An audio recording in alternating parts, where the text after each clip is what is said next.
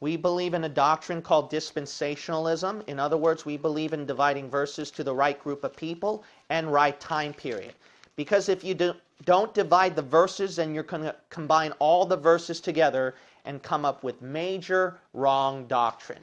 Now, one of the false doctrines and heresies is called replacement theology. But not just replacement theology. You got the Black Hebrew movement. You got Charles Rutherford. Not Charles Rutherford. It's Garner Ted Armstrong. That's right, I believe. Garner Ted Armstrong and those cults that are trying to give a different teaching that the Jews are not really Israel. They do not believe Jews are from Israel. What they believe is this. They believe, now there is some sort of historical truth. They're not giving a complete lie. Satan does not give you a complete lie. He gives you a partial truth. Israel sometime in the Bible was split into the northern and southern kingdoms. Now the north kingdom, this is what they believe. The north kingdom was called Israelites. So we'll put I here. And then the south, they were called Jews. Why? Because Judah and Benjamin, which made up the south, Judah and Benjamin, so thus Jews. Northern Israel, it was not known as Judah, but rather Israel, so thus Israelites. So they believe that there was a split.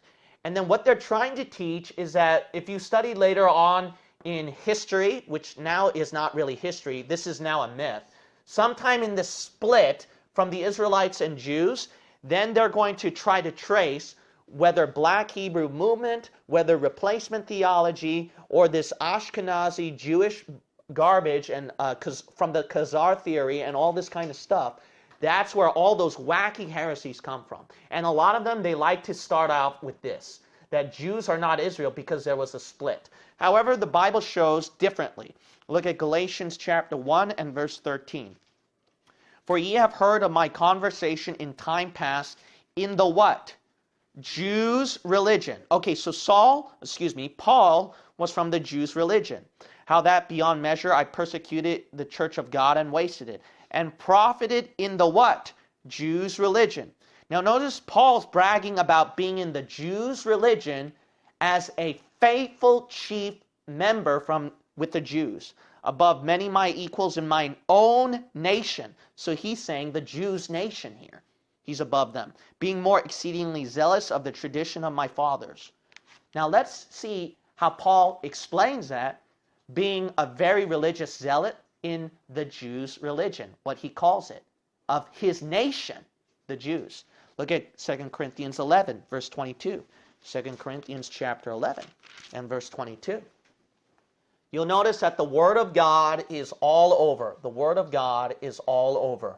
It's going to show that in 2 Corinthians 11 and as well as Galatians 1, that Israelites are known as Jews. Look at 2 Corinthians chapter 11 and verse 22. Are they Hebrews? So am I. Are they Israelites? What did Paul say? So am I. Notice, are they the seed of Abraham? What does he say? So am I. So he believes the Jews are from the seed of Abraham. That's a big debunking against replacement theology, where they believe the Christian church is the real physical seed of Abraham, not the Jews. But Paul says, no, the Israelites are the physical seed of Abraham. Christian church, what we are as the seed of Abraham is a spiritual seed, not physical. Look at Romans chapter 11, verse 1. Here's the second case. Look at Romans chapter 11 and verse 1. Now, this is just one verse. If you want one verse that debunks this nonsense, just look at Romans 11:1. That will easily debunk it. So they believe the southern kingdom is Benjamin and Judah, right? And from these people came out Jews. And these Jews are not Israelites. Look at this now. Romans 11:1. I say then, hath God cast away his people? God forbid. For I also am a what? Israelite. But look at this Israelite. Now remember, these cults teach Judah and Benjamin are Jews. And then the rest of the 10 tribes are from Israel, Israelites. No, Benjamin, this southern kingdom here, the Jews, are Israelites. Look at this. For I also am an Israelite of the seed of Abraham, of the tribe of who? Benjamin. Boom.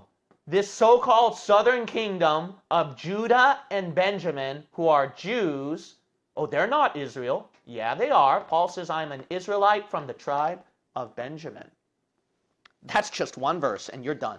Now go to Nehemiah 1. Nehemiah 1. Even the Old Testament. Even the Old Testament. So yes, we do recognize there was a split. But you got to understand this, is that the Bible doesn't see a difference. Sometimes you'll see differences, but the Bible sees them as the same bunch of people as well. You're going to look at Nehemiah chapter 1 and look at verse 2 through 6. Nehemiah chapter 1 and verses 2 through 6. Notice what Nehemiah stated. He believed that his people were Jews and that he is from Israel. That Jews are from Israel. Israel and Jews are same. Look at Nehemiah chapter 1 verse 2. That Hanani, one of my brethren, came he and certain men of Judah. And I asked them concerning the Jews that had escaped, which were left of the captivity, and concerning Jerusalem. So notice that Nehemiah was asking about the welfare of the Jews, of his people, the Jews. Now keep reading, verse 3. And they said unto me, the remnant that are left of the captivity there in the province are in great affliction and reproach. The wall of Jerusalem also is broken down, and the gates thereof are burned with fire. And it came to pass when I heard these words, that I sat down and wept, and mourned certain days, and fasted and prayed before the God of heaven. So now Nehemiah is brokenhearted about his people, the Jews, and requests prayer concerning the welfare of his people, the Jews. But look what he calls them. Keep reading, verse 5. And I said, I beseech thee, O Lord God of heaven, the great and terrible God that keepeth covenant and mercy for them that love him and observe his commandments. Let thine ear now be attentive, and thine eyes open, that thou mayest hear the prayer of thy servant, which I pray before thee now, day and night. Who's he beseeching the welfare of his people who are called what? For the children of who? Israel thy servants, and confess the sins of the children of who? Israel, which we have sinned against thee. Look at that. Again, Jews are Israel. Nehemiah 1, we saw that. Not only Nehemiah 1, go to Nehemiah 2. Nehemiah chapter 2. I mean, for crying out loud, man. Crying out loud. Look at Nehemiah chapter 2, verse 10. Verse 10. When Sanballat the Horonite and Tobiah the servant, the Ammonite, heard of it, it grieved them exceedingly that there was come a man to seek the welfare of the children of who? Israel. So again, seeking the welfare of the children of Israel. But this welfare of the children of Israel, they're called Jews again, because look at verse 16. And the rulers knew not whither I went or what I did, neither had I as yet told it to the who? Jews, nor to the priests, nor to the nobles. Verse 17. Then said I unto them, ye see the distress that we are in, how Jerusalem lieth waste. By the way, notice Jews are connected to Jerusalem here in verse 16 through 17. And look at 10 through 11. 10, Israel, right? Verse 11, Israel's connected to who? Jerusalem. See that? Look, Jerusalem belongs to Jews. Jerusalem belongs to Israel. And Jews and Israel are the same bunch. Doesn't deny that fact. So Nehemiah chapter 2 as well. Now, if you think that's not good enough, look at John chapter 1. John chapter 1. The evidence is overwhelming, people. John chapter 1. You have to be deliberately biblically ignorant because you want to be biased toward your belief in following your good godly pastor, Satan Anderson, and Tex Mars, and Black Hebrew Movement, and Garner Ted Armstrong's group, and all this bunch. You're just so blind that you want to follow those guys. The blind leading the blind, and the Bible says both shall fall into a ditch. Look at John chapter 1, verse 49. Jesus is known as what? Nathanael answered and saith unto him, Jesus, Rabbi, thou art the Son of God, thou art the King of what? Israel. So Jesus is known as the King of Israel. So Nathanael recognized our people was looking for this king. the king of Israel. We've always wanted that. But the Israelites who wanted their king are also known as the Jews. Look at John 18. John 18. John chapter 18, verse 38. John chapter 18, verse 38. So now we see John 1 and John 18. John 1 and John 18. Look at John chapter 18 and verse 38. Pilate saith unto him, What is truth? And when he had said this, he went out again unto the Jews, and said unto them, I find in him, Jesus, no fault at all. What did he say about Jesus? But ye have a custom that I should release unto you one at the Passover. Will ye therefore that I release unto you who? The king of the who? Jews. A Roman pagan even knew better than Christian pastors today. A Roman pagan knew that Israel and Jews, their king, was the same thing. The only people who don't are some weird Christian pastors, if they are saved at all. Now look at Romans chapter 10. Romans chapter 10. I mean, look at this. The evidence here is overwhelming. But let's keep on going right here. Let's go to Romans now, chapter 10. Romans chapter 10 and verse 1. Romans chapter 10 and verse 1. Notice that, again, there is no difference right here with Israel and Jew. They are pretty much interchangeable. Romans chapter 10 and verse 1. Brethren, my heart's desire and prayer to God for who? Israel is that they might be saved. All right, Paul had a burden for Israel. But notice, verse 2, For I bear them record that they have a zeal of God, but not according to knowledge. For they, being ignorant of God's righteousness, and going about to establish their own righteousness, have not submitted themselves unto the righteousness of God. Paul had a burden for his people, Israel, who kept rejecting salvation, because he knew that salvation was given to Israel as well, not to just Gentiles, but to Israel too. But look what he calls Israel. Look at verse 12.